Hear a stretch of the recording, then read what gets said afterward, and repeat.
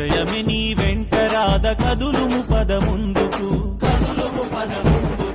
అపజయాలు ఎదురైతే కుంగిపోవుడెందుకు అపజయాలు ఎదురైతే కుంగిపోవుడెందుకు విజయానికి తొలిమెట్టని నడుమును ముందుకు యువతరమా నవతరమా యువతరమా నవతరమా జాతికి సూక్తినిచ్చే వివేకానందుడు జగతికి ఒక స్ఫూర్తినిచ్చే వెలుగుతున్న సూర్యుడు యువతరమా నవతరమా యువతరమా నవతరమా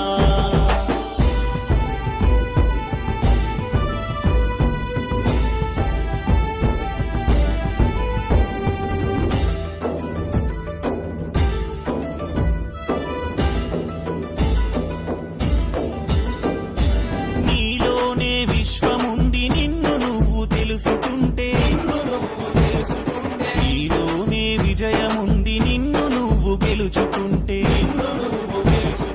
వెనక ముందు ఏముందని ఆలోచన మానుకో వెనక ముందు ఏముందని ఆలోచన మానుకో నీలో ఏముందోనని లోన చూసుకో యువతరమా నవతరమా యువతరమా నవతరమా జాతికి స్ఫూర్తినిచ్చే వివేకానందుడు ఖండాంతర ఖ్యాతి తెచ్చే వెలుగుతున్న సూర్యుడు యువతరమా నవతరమా నందో నందో వివేకానంద నందో నందో వివేకానంద భారత్ మాతా కీ జై భారత్ మాతా కీ జై సాధిద్దాం సాధిద్దాం వివేకానంద ఆశయాలను సాధిద్దాం సాధిద్దాం సాధిద్దాం వివేకానంద ఆశయాలను సాధిద్దాం వివేకానంద నందో నందో వివేకానంద మాతా కీ జై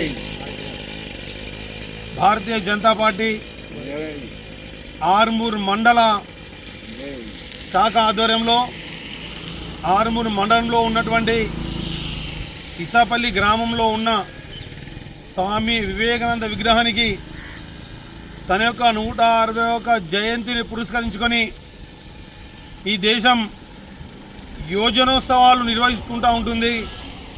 వారి ఆశయాల ఆదర్శాలను ఈ యువకులందరూ కూడా పుణికిపుచ్చుకొని ఈ దేశం ధర్మం కోసం పనిచేయాలన్న ఆశయంతో వారి విగ్రహానికి పూలమాలలు వేసి ఘనంగా నివాళులర్పించడం జరిగింది.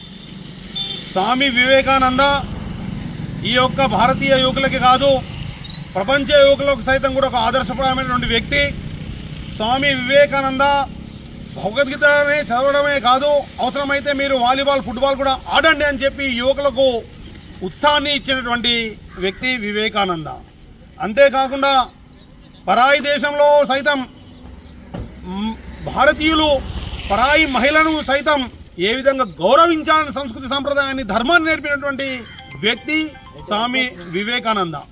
స్వామి వివేకానందను ఆదరణ తీసుకున్నటువంటి యువకులు ఎన్ని కష్టాలు వచ్చినా ఎన్ని నష్టాలు వచ్చినా కూడా అదనకుండా బెదరకుండా సమస్యలను పరిష్కరించుకుంటూ ముందుకు వెళ్ళడమే నేర్చుకుంటారు తప్ప, కానీ నాటి కాలంలో ఉన్నటువంటి యువకులు ఎస్ఎస్సీలో ఫెయిల్ అయినా, ఇంటర్లో ఫెయిల్ అయినా, డిగ్రీలో ఫెయిల్ అయినా, చిన్న సమస్య వచ్చినా కూడా తల్లిదండ్రులకు తీరని శోకాన్ని మిగుల్చుకుంటూ ఆత్మహత్యలకు పాల్పడుతూ ఉన్నారు.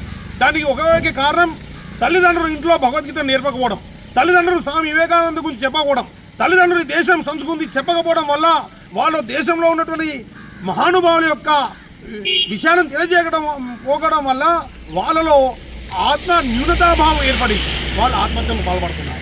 అదే ఈ దేశం కోసం ధర్మం కోసం త్యాగం చేసినటువంటి మహానుభావుల యొక్క జీవిత చరిత్రలను మన పిల్లలకు నేర్పితే ఎన్ని సమస్యలు వచ్చినా కూడా వాళ్ళు ఎదుర్కొంటారే తప్ప వాళ్ళు ఆత్మహత్యకు పూనుకోరు.